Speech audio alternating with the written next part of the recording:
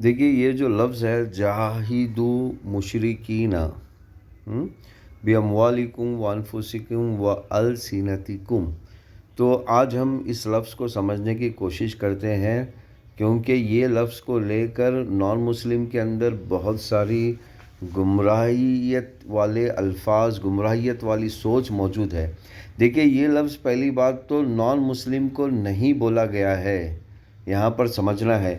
جو مسلمان یا کہیے کہ شیطان ان کے اندر پیوست ہوا والا مسلمان یہ جان بوجھ کر یہ الفاظ کو نان مسلم کی طرف ڈھکیلتا ہے، لیکن اسپیشل یہ لفظ نان مسلم کے لیے نہیں ہے۔ یہ لفظ اصل میں ایک جنرل الفاظ ہے، انسان کے لیے یہ الفاظ ہے کہ وہ انسان جو ایشور ہی احکام کو، ایشور ہی حکم کو، ایشوری شاستر کو نہیں مان کر اپنے مرضی کے مطابق کچھ عمل کرتا ہے یا کچھ پروسیس کرتا ہے یا کچھ حکم چلاتا ہے، تو اس کو مشرکین کہتے ہیں۔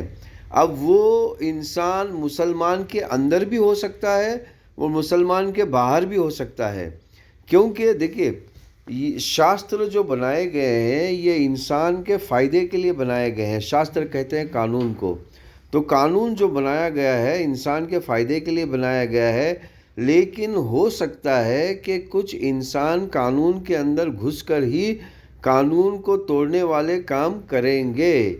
تو اگر قانون کے اندر گھس کر ہی قانون کو توڑنے والے کام کریں گے تو قانون پھر چلے گا کیسے؟ پھر لوگوں کو بھلائی کیسے ہوگی؟ تو اسی لیے ایشور نے قرآن میں، حدیث میں، بھگوت گیتا میں، پراناس میں یہ کہا ہے کہ مذہب کے ماننے والے لوگ اگر مذہب کے مطابق کام نہیں کریں گے تو ان کے ساتھ بھی لڑنا ضروری ہے۔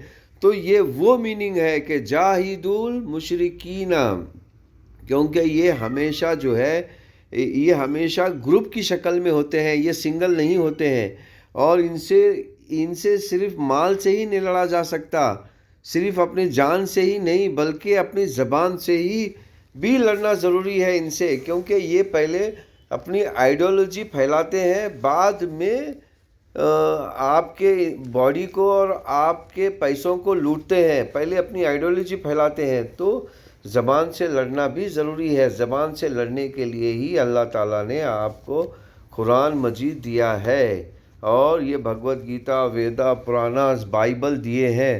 تو پلیز ان لوگوں سے جو لا کو توڑتے ہیں، لا کو توڑنے والے لوگوں سے لڑنے کے لیے پلیز آپ ایشوری گیان حاصل کیجئے۔ تو یہ وہ میننگ ہے، آیا سمجھ میں آپ کو؟ کہ یہ عربی میں پڑھتا ہوں، چلیے۔ جاہدوا المشرکین باموالکم وانفسکم والسنتکم۔ اچھا، یہاں پر ایک بات غور کرنے کی ہے، ان الفاظوں میں جمع ہے، یعنی کہ وہ لوگ بھی جماعت کے ساتھ اللہ کی نافرمانی کریں گے، اللہ کے رسول کی نافرمانی کریں گے، اور پھر اپنی جان، مال اور زبان تینوں بھی اس میں خرچہ کریں گے وہ لوگ۔ تو آپ کو بھی کیا کرنا ہے؟ آپ کو بھی تینوں خرچہ کرنا ہے، باموالکم وانفسکم اور زبانکم۔ تو آپ کو بھی زبان سے بھی، پیسوں سے بھی اور اپنی جان سے بھی آپ کو ان کے ساتھ جھگڑا کرنا ہے۔